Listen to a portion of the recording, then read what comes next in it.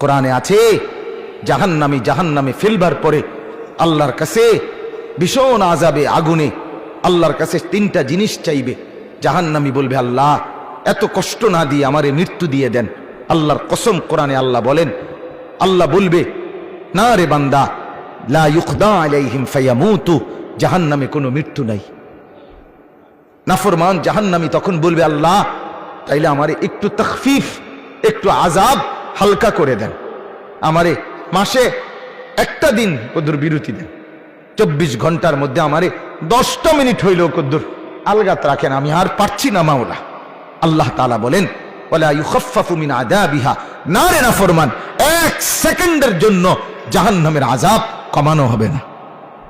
3 number, নাফরমান বলবে, আল্লাহ তাইলে আমারে দুনিয়ায় একটু ফেরত যাইতে দেন, আমি নেক আমল করব এবার গেলে। আল্লাহ বলেন, যে দূর হায়াত দিলে নেক আমল